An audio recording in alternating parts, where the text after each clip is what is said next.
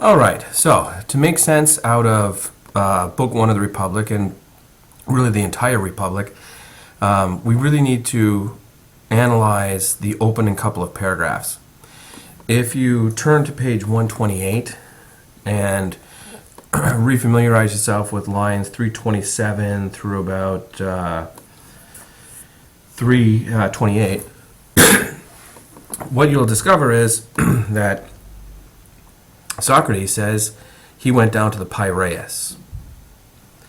And when he went down to the Piraeus, he met Polemarchus and some other people. And in the first paragraph, it says that he had been attending a festival. So, first, a little bit of geography of Athens. Okay, so at the very top of the Athenian world was the Acropolis. And the Acropolis was the seat of Athenian government and religion. And it literally was like a cliff. You've certainly have seen pictures of this if you've seen any pictures of ancient Greece or Athens. Then underneath the Acropolis is where probably most of the people would have lived. So these would be, the houses and whatnot. And when he says the Piraeus, Athens had a port that was a couple of miles, and at one point it was actually surrounded by walls. And so the Piraeus, the word we get pirate from, was a bit of a distance. Okay, and so here the Piraeus is the port. And obviously the port is the place that all goods and services come through, or well, goods anyways, come through.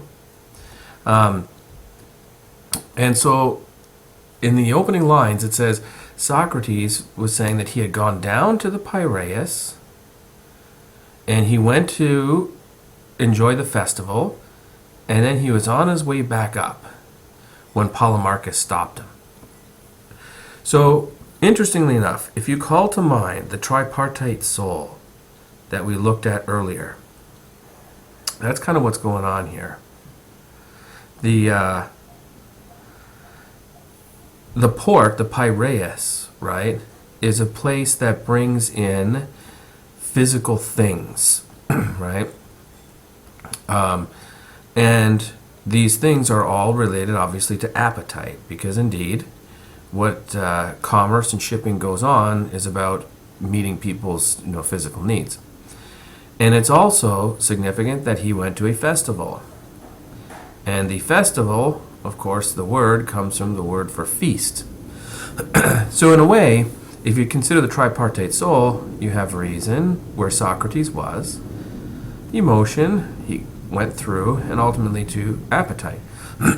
So Socrates literally and metaphorically went down to the appetites to have a good time, indulge his, need for feasting and fun, and he's on his way back up, and that is when Polemarchus stops him.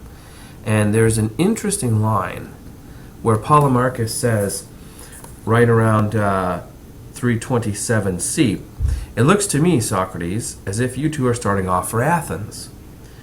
"It looks the way it is then," I said. "Do you see how many we are?" He said. "I do." "Well, you must either prove stronger than we are, or you'll have to stay here.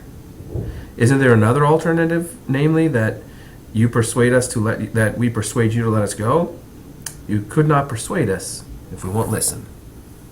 So, what's going on here is Polemarchus is very much in this world of the appetites, because he's coming from the Piraeus and he's trying to stop Socrates from ascending back to Athens. And he says, "We will prevent you."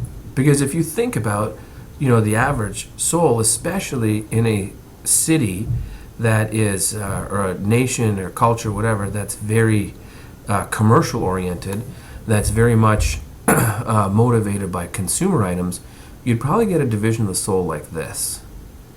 Here's reason, here's emotion, and all this is appetite. In other words, the appetites tend to control people and tend to drive the behaviors and actions and values in a nation that's become far more luxurious than it ought.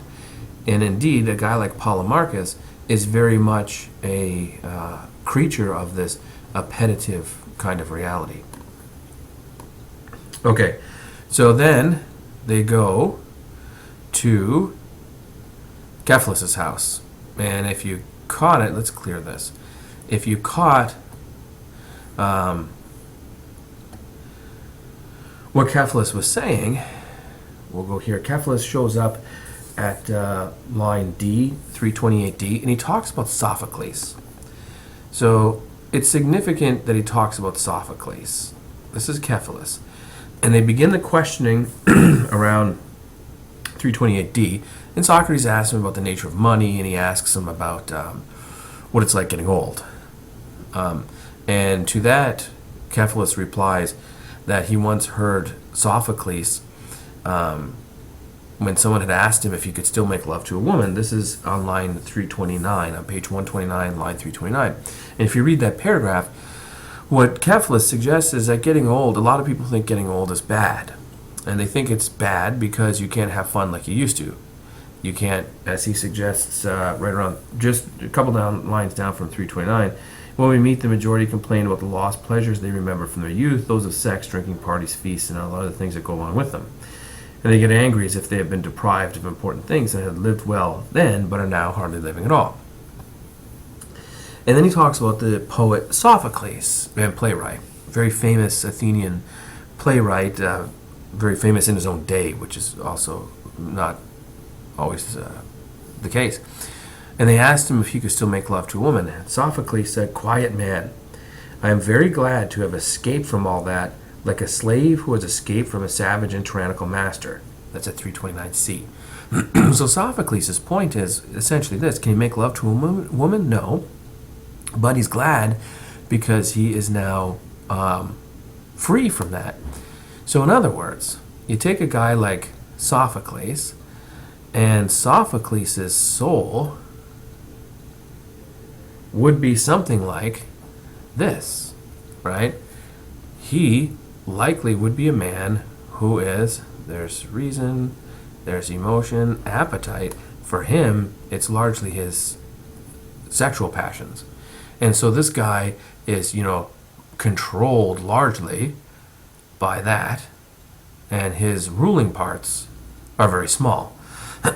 And so to Sophocles, freedom can only happen when one loses the physical ability to do this anymore. And so then this tiny little bit here is allowed freedom. But it's interesting what Cephalus says. Cephalus says, in these matters and in the ones concerning relatives, the real cause isn't old age, Socrates, but the way people live. If they're moderate and contented, old age too is only moderately onerous. If they aren't, both old age and youth are hard to bear. That's 329D.